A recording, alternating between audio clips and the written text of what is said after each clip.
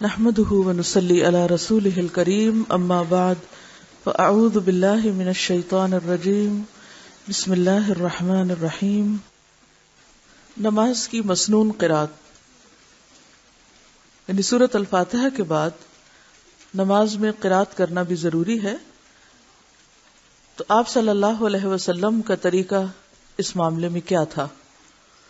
آپ کیا پڑھا کرتے تھے؟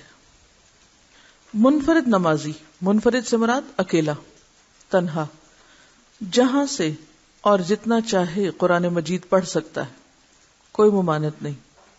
البتہ امام کو نماز پڑھاتے وقت مقتدیوں کے احوال اور کوائف کے پیش نظر ضرور اختصار سے کام لینا چاہیے، یعنی باجماعت نماز میں طویل قرات نہیں کرنی چاہیے، اس سے پیچھے نماز پڑھنے والوں کو تکلیف ہو سکتی ہے، کیونکہ سب کے حالات ایک جیسے نہیں ہوتے، سب کا اسٹیمنا ایک جیسا نہیں۔ نماز میں اگرچہ ہم جہاں سے چاہیں قرآن پڑھ سکتے ہیں، لیکن یہاں ہم نبی صلی اللہ علیہ وسلم کی قرات کا ذکر کرتے ہیں کہ آپ کون کون سی سورت کس کس نماز میں پڑھتے تھے۔ سورت اخلاص کی اہمیت۔ ایک انصاری مسجد قباء میں امامت کراتے تھے۔ ان کا معمول تھا کہ سورت فاتحہ کے بعد کوئی دوسری سورت پڑھنے سے پہلے قل هو اللہ احد یعنی سورت اخلاص تلاوت فرماتے۔ ہر قرات کا آغاز قل هو اللہ احد سے، اور ہر رکعت میں اسی طرح کرتے۔ مقتدیوں نے امام سے کہا کہ آپ پہلے قل هو اللہ احد کی تلاوت کرتے ہیں، پھر بعد میں دوسری سورت ملاتے ہیں، کیا ایک سورت تلاوت کے لیے کافی نہیں؟ یعنی صرف قل هو اللہ پڑھنا کافی نہیں، یا صرف کوئی دوسری سورت پڑھنا کافی نہیں؟ اگر قل هو اللہ احد کی تلاوت کافی نہیں تو اس کو چھوڑ دیں اور دوسری سورت کی تلاوت کیا کریں۔ امام نے جواب دیا، میں قل هو اللہ احد کی تلاوت نہیں چھوڑ سکتا۔ انہوں نے رسول اللہ صلی اللہ علیہ وسلم کی خدمت میں مسئلہ پیش کیا تو نبی صلی اللہ علیہ وسلم نے امام سے کہا کہ تم مقتدیوں کی بات کیوں تسلیم نہیں کرتے؟ اس سورت کو ہر رکعت میں کیوں لازمی پڑھتے ہو؟ اس نے کہا، مجھے اس سورت کے ساتھ محبت ہے۔ نبی صلی اللہ علیہ وسلم نے فرمایا، اس سورت کے ساتھ تیری محبت تجھے جنت میں داخل کرے گی۔ اب یہاں ہم دیکھتے ہیں کہ ایک شخص ہر نماز کی ہر رکعت میں قل هو اللہ احد پڑھ رہا ہے۔ اگر ہم یہ کہیں کہ ہم بھی یہی کرتے ہیں تو پھر دیکھنا یہ پڑے گا کہ ہمارے اس کرنے اور اس کے کرنے میں فرق کیا ہے۔ ہم اگر صرف آسانی کے لیے کرتے ہیں تو بات فرق ہے، عمل مختلف ہو جائے گا، اور اگر اس صورت سے محبت کی وجہ سے کہ اس کے معنی میں توحید کا سبق ہے تو پھر بات بالکل اور ہو جائے گی۔ ہمارے ہاں عموماً لوگ سستی کے مارے کہ اور کون یاد کرے، یا پھر یہ کہ ذہن پہ توجہ نہ دینی پڑے، بوجھ نہ پڑے کہ اب سوچا جائے کہ اب سورت فاتحہ کے بعد کس چیز کا انتخاب کیا جائے، یا یہ کہ نبی صلی اللہ علیہ وسلم کس وقت میں کیا پڑھا کرتے تھے، اس کو یاد کرنے اور یاد کر کے یاد رکھنے اور موقع محل کے مطابق پڑھنے کا اہتمام، یہ سب چیزیں انسان کے لیے تکلیف کا سبب ہو سکتی۔ اب اگر کوئی یہ کہ یہ تکلیف میں نہیں اٹھا سکتا، بس میرے لیے نماز میں قل هو اللہ ہی کافی ہے، تو اس کا قل هو اللہ پڑھنا بالکل ایک اور معنی رکھتا ہے۔ تو قل هو اللہ پڑھی جا سکتی ہے لیکن محض سستی کے مارے نہیں، اس کے معنی پہ غور کرتے ہوئے، اس سے محبت کرتے ہوئے نہیں بھی تو محبت پیدا کی جا سکتی ہے۔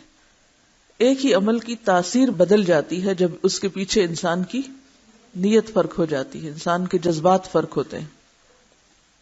ایک صحابی نبی صلی اللہ علیہ وسلم سے کہتے ہیں کہ میرا ایک پڑوسی رات کے قیام میں صرف قل هو اللہ احد تلاوت کرتا ہے، یعنی تہجد کے وقت صرف قل هو اللہ پڑھتا ہے، دوسری کوئی آیت تلاوت نہیں کرتا۔ آپ نے فرمایا، اس ذات کی قسم جس کے قبضے میں میری جان ہے، یہ سورت تہائی قرآن کے برابر ہے۔ یہ نہیں کہا کہ اس کا پڑھنا تہائی قرآن کا پڑھنا ہے، بعض لوگ اس کو اس معنی میں لے لیتے ہیں۔ معنی کیا ہے کہ اس میں جو مضمون پایا جاتا ہے وہ تہائی قرآن کے اندر پایا جاتا ہے، یعنی توحید۔ نماز جمعہ اور عیدین میں تلاوت۔ حضرت نعمان بن بشیر رضی اللہ عنہ روایت کرتے ہیں کہ رسول اللہ صلی اللہ علیہ وسلم دونوں عیدوں اور جمعہ کی نمازوں میں سبح اسم ربک الاعلی اور هل اتاک حدیث الغاشیہ پڑھتے تھے۔ نعمان بن بشیر نے کہا جب عید اور جمعہ ایک دن میں جمع ہوتے تو پھر بھی نبی صلی اللہ علیہ وسلم یہ دونوں صورتیں دونوں نمازوں میں پڑھتے. یعنی اتنی زیادہ اس چیز کی تاکید ملتی ہے، اور آپ صلی اللہ علیہ وسلم کا تواتر کے ساتھ ایک عمل ملتا ہے کہ آپ باقی صورتوں پر ان صورتوں کو ترجیح دیتے جب بڑے کراؤڈ ہوتے یا جمعہ اور عید کی نماز ہوتی. عبید اللہ بن ابی رافع سے روایت ہے کہ مروان نے حضرت ابو ہریرہ رضی اللہ عنہ کو مدینے کا گورنر مقرر کیا اور خود مکہ چلے گئے.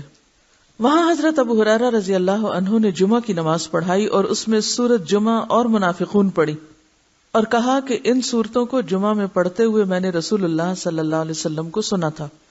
تو اس سے کیا پتہ چلتا ہے کہ ان صورتوں کے علاوہ بھی صورتیں پڑھی جا سکتی ہیں، جیسا کہ اس دوسری روایت سے پتہ چلتا ہے. اور وہ کیا ہیں؟ مثلا سورۃ جمعہ اور سورۃ منافقون. رسول اللہ صلی اللہ علیہ وسلم عید قربان اور عید الفطر میں قاف والقرآن المجید اور اقتربت الساعہ پڑھتے تھے. یعنی ان دو صورتوں کے پڑھنے کے بارے میں بھی روایت موجود ہے. تو اب جمعہ اور عیدین جس میں کثرت سے لوگ یا زیادہ لوگ شریک ہوتے ہیں، دور دور سے بھی لوگ آتے ہیں، ان میں جو صورتیں پڑھی جا رہی ہیں اگر آپ غور کریں تو مضمون کیا ہے؟ آخرت. بار بار آخرت کی یاد دہانی کیوں کرائی جاتی؟ حالانکہ جمعہ بھی ایک اجتماعی دن ہے، ایک خوشی کا ہی دن ہے مسلمانوں کے لیے، ایک خاص عبادت کا دن ہے. اسی طرح عیدوں کا موقع خوشی کا موقع ہے. این خوشی کے موقع پر بھی کیا تعلیم دی جا رہی؟ اقتربت الساعہ، هل اتاک حدیث الغاشیہ. کہ ایسے مواقع پر بھی، عید کے دن بھی نہیں بھول سکتے آخرت کو، کیونکہ موت تو جوتی کے تسمے سے بھی زیادہ انسان کے قریب ہے. سب سے بڑا ہمارا دھوکہ ہی یہی ہے کہ ہم اس کو دور سمجھتے ہیں جو سب سے قریب ہے، اس کو حقیقت نہیں سمجھتے جو یقینی ہے. جمعہ کے دن نماز فجر میں حضرت ابو ہریرہ رضی اللہ عنہ روایت کرتے ہیں کہ رسول اللہ صلی اللہ علیہ وسلم جمعہ کے دن فجر کی نماز میں الف لام میم تنزیل یعنی سورۃ السجدہ پہلی رکعت میں اور هل اتى علی الانسان یعنی سورۃ الدہر دوسری رکعت میں پڑھتے تھے. نماز فجر میں، یعنی یہ تو جمعے کی نماز فجر ہے. عام دنوں میں حضرت جابر بن سمرہ رضی اللہ عنہ روایت کرتے ہیں کہ رسول اللہ صلی اللہ علیہ وسلم نماز فجر میں سورۃ قاف والقرآن المجید اور اس کی مانند کوئی اور سورت پڑھتے تھے. طویل قرات ہوتی تھی فجر کی نماز میں. رسول اللہ صلی اللہ علیہ وسلم نے ہمیں مکہ فتح ہونے کے بعد فجر کی نماز پڑھائی، پس سورہ مومنون یعنی قد افلح المؤمنون شروع کی، یہاں تک کہ موسیٰ اور ہارون علیہم السلام یا عیسیٰ علیہ السلام کا ذکر آیا تو نبی صلی اللہ علیہ وسلم کو کھانسی آ گئی اور آپ رکوع میں چلے گئے. یعنی مکمل سورت نہیں پڑھی، جہاں تک اللہ نے چاہا اتنی پڑھی. اس سے کیا پتہ چلتا ہے کہ یہ بھی ضروری نہیں کہ کسی رکعت میں سورت پوری ہی پڑھی جائے، اگر ایک حصہ بھی پڑھ لیا جائے تو نماز ہو جاتی. حضرت عمرو بن حریث رضی اللہ عنہ روایت کرتے ہیں کہ انہوں نے رسول اللہ صلی اللہ علیہ وسلم کو نماز فجر میں واللیل اذا عسعس یعنی سورۃ تکویر پڑھتے ہوئے سنا. حضرت عقبہ بن عامر رضی اللہ عنہ روایت کرتے ہیں کہ میں سفر میں رسول اللہ صلی اللہ علیہ وسلم کی اونٹنی کی مہار پکڑے ہوئے چل رہا تھا. آپ سفر میں نماز صبح کے لیے اترے تو آپ نے صبح کی نماز میں قل اعوذ برب الفلق اور قل اعوذ برب الناس پڑھی. اس سے کیا پتہ چلتا ہے؟ سفر کی حالت ایکسیپشنل حالت ہوتی ہے اور گھر میں قیام کی حالت مختلف حالت ہوتی ہے. تو سفر میں جہاں نماز قصر ہے وہاں تلاوت میں بھی قصر ہے. قصر کا کیا معنی ہوتا ہے؟ چھوٹا کرنا. تو اس سے یہ پتہ چلتا ہے کہ اگر آپ صحیح وقت پر اٹھ کے نماز پڑھیں گے تو آپ طویل قرات کر سکتے ہیں، اور اگر آپ جلدی میں ہیں اور وقت کم ہے یا سفر میں ہیں اور طویل وقت کے لیے نہیں راستے میں رک سکتے تو مختصر صورتیں بھی پڑھ سکتے ہیں. حضرت معاذ بن عبداللہ کہتے ہیں کہ نبی صلی اللہ علیہ وسلم نے نماز فجر میں دونوں رکعتوں میں اذا زلزلت تلاوت فرمائی. اس سے کیا پتہ چلتا ہے؟ یعنی اس بات کی رخصت بھی موجود ہے کہ اگر کوئی شخص دونوں رکعتوں میں ایک ہی سورت پڑھنا چاہے تو وہ بھی پڑھ سکتا ہے۔ رسول اللہ صلی اللہ علیہ وسلم فجر کی سنت کی دونوں رکعتوں میں نہایت ہلکی قرات فرماتے، یہاں تک کہ حضرت عائشہ فرماتی ہیں مجھے شبہ گزرتا کہ شاید نبی صلی اللہ علیہ وسلم نے سورت فاتحہ بھی نہیں پڑھی، یعنی بہت چھوٹی سورت۔ وہ کون سی صورتیں تھیں؟ آپ صلی اللہ علیہ وسلم سنتوں کی پہلی رکعت میں قل یا ایھا الکافرون اور دوسری رکعت میں قل ھو اللہ احد پڑھتے۔ اب یہاں آپ حضرت عائشہ کے اس بیان سے اس غلط فہمی میں مبتلا نہ ہو جائیں کہ آپ بس بہت تیز اور جلدی جلدی نماز پڑھتے تھے۔ اس سے مراد یہ ہے کہ آپ صلی اللہ علیہ وسلم بہت چھوٹی صورتیں پڑھتے تھے، اور آپ کو معلوم ہے کہ اس وقت حضرت عائشہ خود کہاں ہوتی تھی؟ لیٹی بھی ہوتی تھی۔ آپ جب سجدے میں جاتے تو پاؤں ہلا دیتے اور سجدہ کر لیتے، حضرت عائشہ وہیں لیٹی ہوئی ہوتی تھی۔ اب آپ دیکھیں کہ ایک شخص نماز پڑھا اور ایک شخص لیٹا ہوا ہو، نیم بیداری اور نیم خواب کی حالت میں، تو اس کے پاس اگر کوئی نماز پڑھ رہا ہو تو عموماً وہ کیا کہتا ہے؟ تو انہیں پڑھ بھی لی، اتنی جلدی پڑھ لی۔ آپ لوگ اکٹھے رہتے ہیں، اگر کوئی واش روم میں گیا ہوا ہے اور آپ کو اتنی دیر لیٹنے کا موقع مل جائے اور وہ باہر نکل آئے تو آپ کیا کہیں گے؟ اور اگر آپ جاگ کے دروازے کے سامنے کھڑے ہو کے انتظار کر رہے ہیں تو کیا کہیں گے؟ ٹھیک ہے۔ تو میں نے جب یہ حدیث پڑھی تو اس پہ میں نے غور کیا کہ انہوں نے ایسا کیوں کہا، کہ مجھے یوں شبہ گزرا کہ آپ نے ابھی سورۃ فاتحہ نہیں پڑھی۔ تو اس وقت چونکہ خود آپ ایک ایسی کیفیت میں ہوتی تھی کہ جس میں ان کو اور بھی زیادہ جلدی محسوس ہوتی۔ ظہر اور عصر کی نماز میں حضرت ابو قتادہ رضی اللہ عنہ سے روایت ہے کہ رسول اللہ صلی اللہ علیہ وسلم ظہر اور عصر کی پہلی 2 رکعتوں میں سورۃ فاتحہ اور کوئی ایک سورت پڑھتے، اور پچھلی 2 رکعتوں میں صرف فاتحہ پڑھتے، اور کبھی کبھار ہمیں ایک آدھ آیت بلند آواز سے پڑھ کر سنا دیتے تھے۔ یعنی پڑھتے پڑھتے جیسے سورۃ الفاتحہ پڑھ رہے ہیں تو دل میں پڑھ رہے ہیں، لیکن بیچ میں کوئی ایک آیت ذرا سی اونچی پڑھ دیتے تھے، ہمیں پتہ چلتا کہ آپ کہاں تک پہنچے۔ حضرت جابر بن سمرہ رضی اللہ عنہ روایت کرتے ہیں کہ رسول اللہ صلی اللہ علیہ وسلم ظہر میں واللیل اذا یغشی پڑھتے تھے، اور ایک اور روایت میں ہے کہ سبح اسم ربک الاعلی، اور عصر میں بھی اسی کی مانند کوئی سورت پڑھتے تھے، اور فجر میں لمبی سورتیں پڑھتے تھے۔ ٹھیک ہے۔ حضرت جابر بن سمرہ کی روایت ہے جس میں نبی صلی اللہ علیہ وسلم کا ظہر اور عصر میں والسماء ذات البروج اور والسماء والطارق پڑھنا آیا ہے۔ رسول اللہ صلی اللہ علیہ وسلم ظہر کی آخری دونوں رکعتوں میں 15 آیات کے برابر قرات فرماتے تھے، یعنی یہ بھی آتا ہے کہ صرف سورۃ الفاتحہ پڑھتے اور یہ بھی آتا ہے کہ 15 آیتیں بھی۔ معلوم ہوا کہ آخری دونوں رکعتوں میں سورۃ فاتحہ کے بعد قرات مسنون ہے، اور کبھی آپ آخری 2 رکعتوں میں صرف فاتحہ کی قرات فرماتے۔ تو اس سے کیا پتہ چلتا ہے؟ دونوں طریقے جائز، جبکہ نماز عصر کی پہلی دونوں رکعتوں میں ہر رکعت کے اندر 15 آیات تلاوت فرماتے اور آخری 2 رکعتوں میں صرف فاتحہ پڑھتے، یعنی عصر کی نماز میں صرف فاتحہ ہی پڑھتے تھے آخری 2 رکعتوں میں۔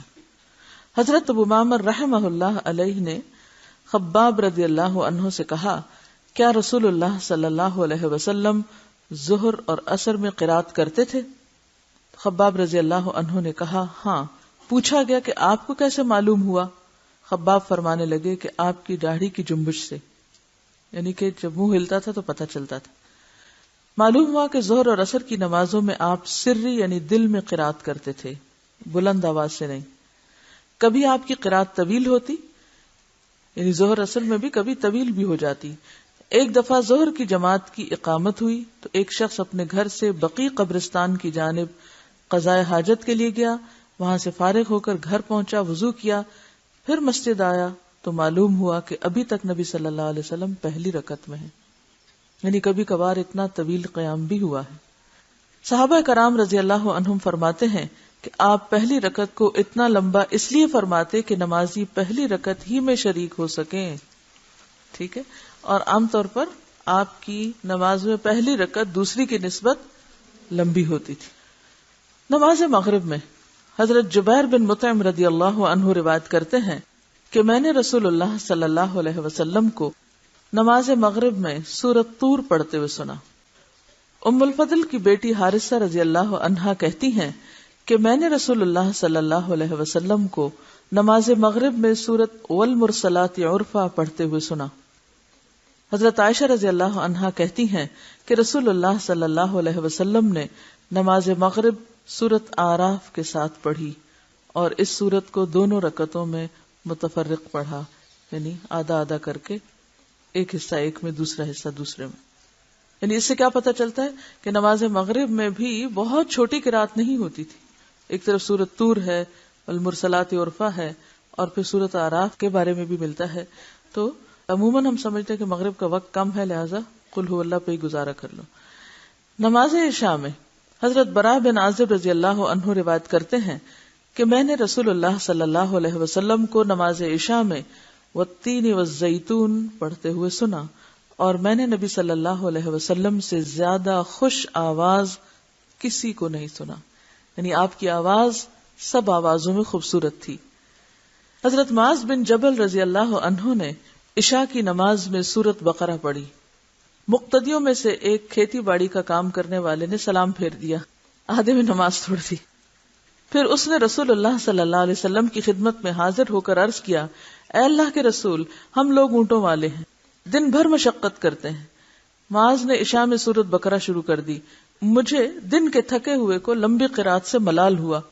ہادی عالم صلی اللہ علیہ وسلم نے معاذ رضی اللہ عنہ سے کہا، تو لوگوں کو نفرت دلاتا ہے اور فتنہ کھڑا کرتا ہے۔ آپ صلی اللہ علیہ وسلم نے 3 مرتبہ یہ بات دہرائی، یعنی سخت قسم کی ڈانٹ تھی۔ پھر فرمایا، جب تم جماعت کراؤ تو والشمس وضحاہا اور واللیل اذا یغشا اور سبح اسم ربک الاعلی کی تلاوت کرو، اس لیے کہ تیرے پیچھے بوڑھے، کمزور اور ضرورت مند بھی نماز ادا کرتے ہیں، تو لوگوں کو مشقت میں نہ ڈالو، فتنے میں نہ ڈالو۔ اس حدیث سے عشاء کی نماز کی قرات بھی معلوم ہوئی، اور ساتھ ہی اس حدیث نے نماز کے اماموں کو بھی متنبہ کر دیا کہ وہ نماز پڑھاتے وقت مقتدیوں کا خاص طور پر خیال رکھیں اور خوب سمجھیں کہ نماز میں مقتدیوں کے حالات کے پیش نظر تخفیف کرنا، تخفیف کا کیا معنی؟ کم پڑھنا رسول اللہ صلی اللہ علیہ وسلم کی سنت ہے۔ تو خلاصہ کیا ہوا؟ کوئی بتائے گا آپ میں سے اس سارے باب کو پڑھ کر آپ نے کیا نتیجہ نکالا؟ اگر سارے کو 2 جملوں میں بیان کرے کوئی، آپ کی قرات 2 چیزوں پر مشتمل ہے۔ یہ قرات کی 2 صورتیں ہیں، ایک ہے انفرادی قرات اور دوسرے اجتماعی قرات۔ ایک تقسیم تو یہ ہو گئی۔ پھر اجتماعی قرات میں بھی کیا چیز ہمیں ملتی ہے؟ لمبی اور چھوٹی دونوں۔ کب لمبی اور کب چھوٹی؟ سفر اور حضر کا فرق بھی ہے۔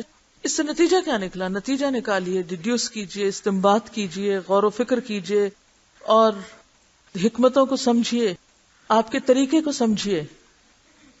آپ کا طریقہ مبنی تھا کس پر؟ آپ لوگ خدا کے لیے، سب کے لیے میں بات کریں، جب بات کی جا رہی ہو تو خول سے نکل کے، کانوں کے پردے ہٹا کے، جو بات کہی جائے، جو سوال کیا جائے، اس پہ توجہ کیا کیجیے۔ دیکھیے، تبلیغ کے راستے میں سب سے بڑی مشکل، سب سے بڑا بیریئر، سب سے بڑی رکاوٹ دوسروں کے نقطہ نظر کو، دوسروں کی بات کو نہ سمجھنا ہے، دوسروں کے حالات کو نہ سمجھنا ہے۔ اور اس کا نتیجہ کیا نکلتا ہے؟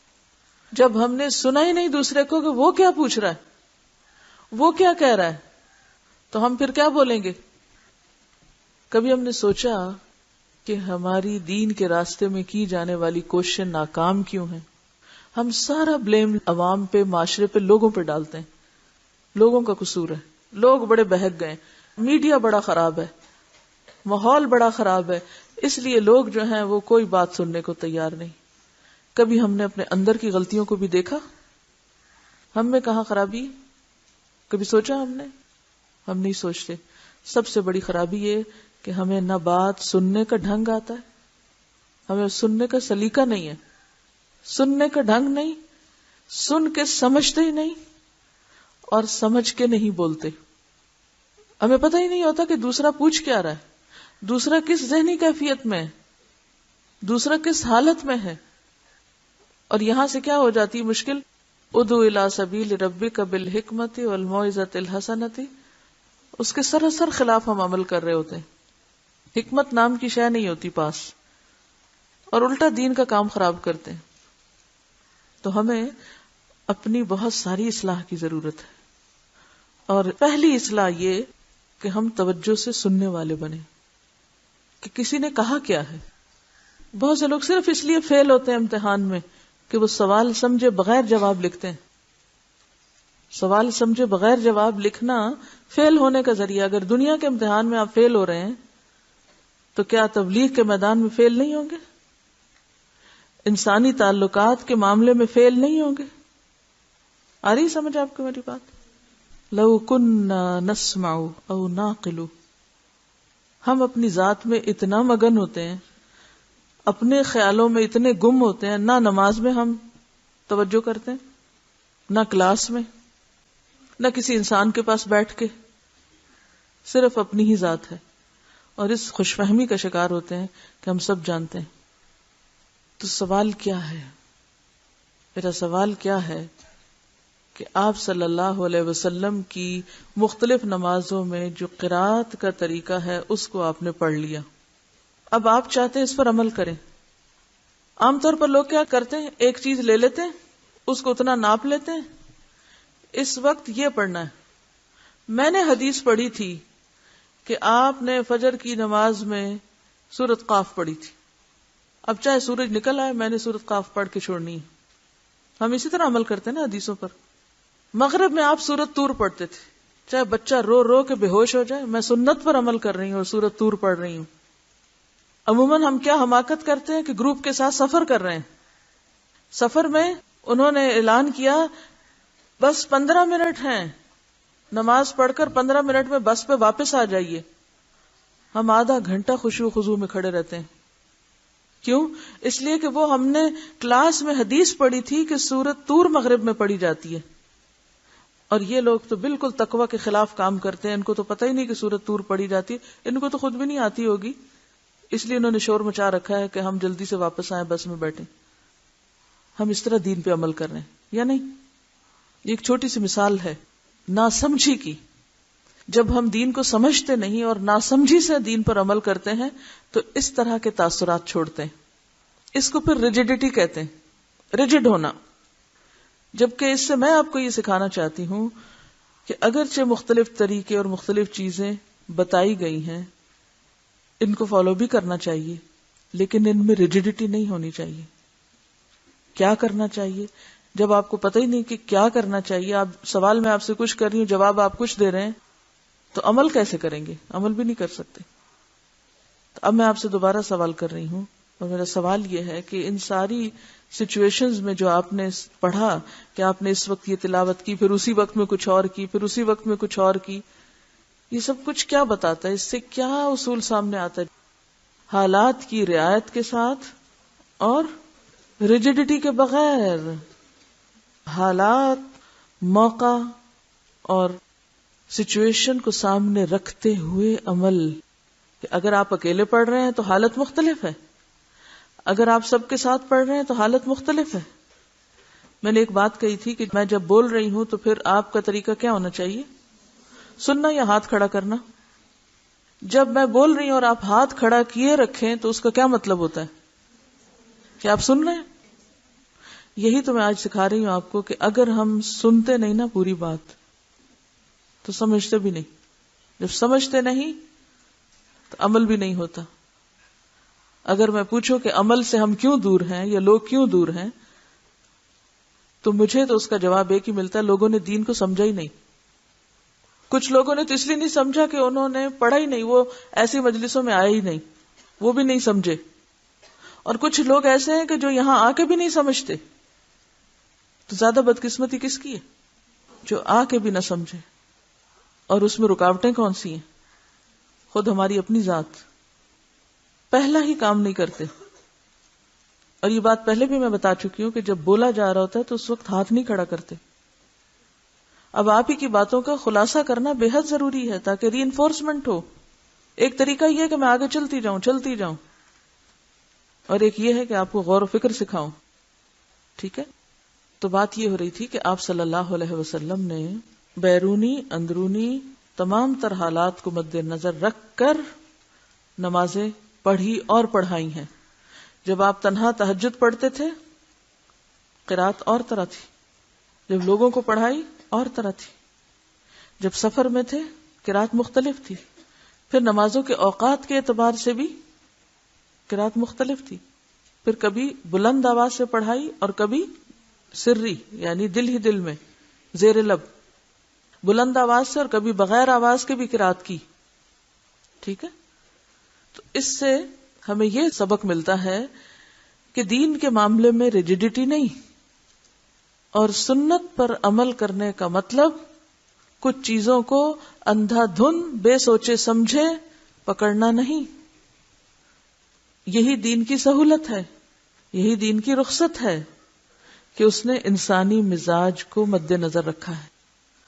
جب ہم دین سکھاتے ہیں کسی کو، یہ لوگوں کو سنتیں بتاتے ہیں، تو ہم ان کو کس درجے میں لے جاتے ہیں؟ ایک سنت سکھاتے وقت ہم ان کو بس ریجیڈیٹی کے ساتھ ایک چیز بتا دیتے اور اس کے علاوہ دوسرا رخ یا تو بتاتے نہیں یا پھر اس کی رعایت نہیں کرتے کہ دوسرا پہلو بھی ہے. ٹھیک ہے نا؟ اس کی ایک اور مثال آپ یوں سمجھیے، اس بات کو زیادہ آسانی ہو جائے گی. ہمارے ہاں بچوں کو جو اسلامیات کی نماز کی کتابیں پڑھائی جاتی اس میں ظہر کی رکعتیں خانوں میں لکھ کے ڈال کے ٹوٹل ان کا کیا ہوا ہے، عشاء کی رکعتیں 17. ان کو نہیں پتا فرض کا درجہ کیا ہے، سنت کا کیا ہے، نفل کا کیا ہے، وتر کا کیا ہے، کیا پڑھنا لازم ہے اور کیا چھوڑا جا سکتا ہے. بوڑھے ہو جاتے لوگ، ان کو یہ نہیں پتا چلتا سفر میں کتنی نماز پڑھنی ہے، قصر کا مطلب کیا ہے، کون سی پڑھنی ہے اور کون سی نہیں پڑھنی. پلٹ پلٹ کے ایک ہی طرح کے سوال کیے چلے جاتے ہیں. یہ ساری کنفیوژن کیوں ہے؟ کیونکہ بتانے والوں نے چیزوں کو واضح کر کے نہیں بتایا. دین کا علم تو دے دیا، فہم اور فقہ نہیں دی. علم دے دیا، نالج دے دیا، اس سے اخذ کرنے کا طریقہ، اس کو اپلائی کس طرح کرنا ہے. یعنی وہ جو امام شافعی کے بارے میں آتا ہے نا کہ 1 سال تو امام مالک سے علم لیا اور اگلا سال ادب لیا. وہاں ادب کا کیا معنی ہے آپ کا کہ وہ یوں بس سر جھکا کے بیٹھ جاتے تھے چپ ہو کے؟ یہ ادب ہے.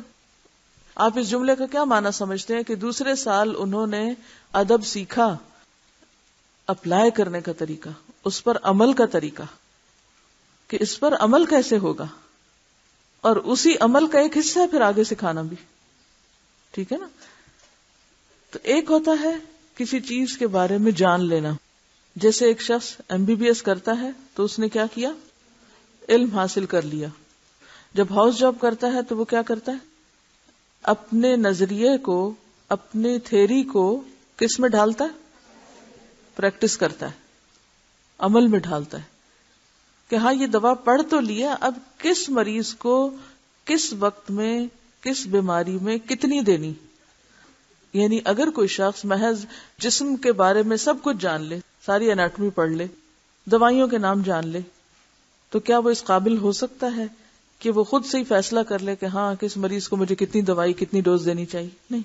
یہ کہاں سے سیکھتا ہے؟ وہ پریکٹس میں سیکھتا ہے. بڑے استادوں کے ساتھ رہ کے، بڑے ڈاکٹرز کے ساتھ کام کر کے سیکھتا ہے کہ انہوں نے کس موقع پر کس مریض کو کیا دیا، کتنا دیا، کیوں دیا اور کیا نہیں دیا، اور پھر اس کی وجہ بھی پوچھتے ہیں کہ بھی یہ کام ایسا کیوں کیا گیا. ہمارے ہاں مشکل یہ ہے کہ ہم یا تو علم لے لیتے ہیں کتابوں سے یا کچھ لوگوں سے، بس پڑھ لیتے ہیں، کتاب اٹھائی پڑھ لیا ہم نے، اچھا یہ کیا، اور پھر اس کے بعد عمل کیسے کرتے ہیں؟ اس وقت یہ کرنا، سویرے یہ کرنا، شام یہ کرنا، اس وقت یہ، بس خانے بانٹے بند، ریجیڈیٹی، خلاص، آگے پیچھے نہیں ہو سکتے. اس سے کیا ہوتا ہے؟ دین ہوتا ہے نا مشکل. اگر آپ صرف کسی کو سکھا دیں کہ آپ صلی اللہ علیہ وسلم فجر کی نماز میں سورۃ قاف پڑھتے تھے، اب اس مسکین کو سورۃ قاف نہیں آتی، تب آپ کہیں کہ نہیں آپ تو جب تک سورۃ قاف نہیں پڑھیں گے تو آپ صحیح سنت کی پیروی نہیں کر رہے. تو یہ بات نہیں. تو ان معاملات میں ہمیں جب تک علم کی وسعت نہیں ہوگی اور جب تک پھر علم کو عمل میں ڈھالنے کی حکمت نہیں آتی ہوگی اور جب تک اس کو پھر جذب کرنے کی صلاحیت نہیں ہوگی، تو یہ پروسیس جو ہے محض سیکھنے سکھانے کا فائدہ مند نہیں. نبی صلی اللہ علیہ وسلم نے 23 سال میں جو دین سکھایا وہ کس طرح سکھایا تھا؟